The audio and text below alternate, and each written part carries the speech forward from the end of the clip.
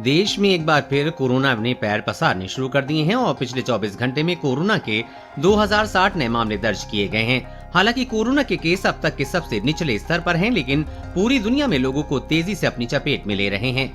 Omicron के सब variant BF7 और XBB ने भारत में भी खतरे की घंटी बजा दी है। कोरोना का ये नया वेरिएंट ओमिक्रॉन का सब वेरिएंट है। इसका नाम BF.7 है और ये काफी तेजी से फैलता है।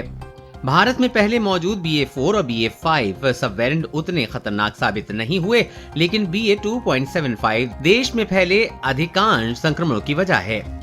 ओमिक्रॉन में BQ1, BQ1.1 और BF7 पर नजर रखी जा रही है, क्योंकि ये संक्रमण फैलने के लिए जिम्मेदार हो सकते हैं। Centre for disease control USA के आंकड़ों के अनुसार BQ1 और BQ1.1 दोनों ही कोरोना के कुल मामलों के 5.7% केसों के लिए जिम्मेदार हैं, जबकि BF7 वेरिएंट 5.3% केस के लिए जिम्मेदार है। ब्रिटेन में BQX वेरिएंट और BF.7 पर नजर रखी जा रही है, क्योंकि ये दोनों वेरिएंट BA.7 की वजह से फैलकर तबाही मचा सकते हैं। यूके की स्वास्थ्य सुरक्षा एजेंसी के अनुसार BF.7 वेरिएंट की वजह से देश में कोरोना के 7.26% केस सामने आए हैं और आशंका है कि BA.5 की तुलना में ये ज्यादा तेजी से फैल सकता है। वहीं XBB वेरिएंट, जो कि 2 ओमिक्रॉन सब लिनीज BJ1 और BA2.75 का संयोजन है, सिंगापुर में तेजी से संक्रमण फैला रहा है। ये वेरिएंट वहां लोकल लेवल पर फैल रहे 54% मामलों के लिए जिम्मेदार है। भारत में भी फैल रहा है XBB वेरिएंट।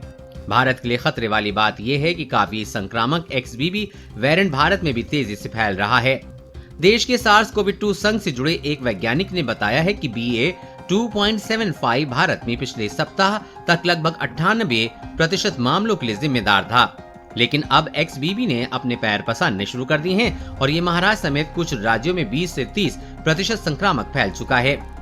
हालांकि देश के अन्य हिस्सों की तुलना में महाराष्ट्र, गुजरात और पश्चिम बंगाल की 3 बड़ी प्रयोगशालाएं अधिक से अधिक नमूनों को इकट्ठा करने और उनकी जांच में जुटी है, इसलिए वहां नए वेरिएंट की पहचान की जा रही है। नए वेरिएंट कितने खतरनाक? कोरोना के नए वेरिएंट बड़े पैमाने पर इन्फेक्शन जरूर पैदा कर रहे हैं, लेकिन इनसे मरीजों की मौत होने और अस्पतालों में मरीजों की संख्या का बोझ बढ़ने जैसी स्थिति बनने की गुंजाइश बेहद कम है। हरियाणा के रीजनल सेंटर फॉर बायोटेक्नोलॉजी के निदेशक डॉक्टर सुधांशु व्रती ने इंडियन एक्सप्रेस से कहा है कि हमारे सामने जो नए वेरिएंट आ रहे हैं वो अधिक तेजी से फैलने और इंसान की रोग प्रतिरोधक क्षमता को चकमा देने में सक्षम हैं।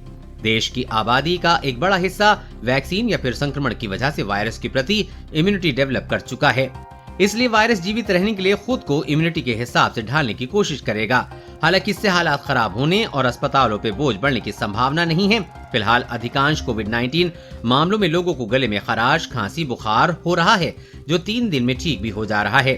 क्या सर्दियों में बढ़ेंगे कोरोना के केस?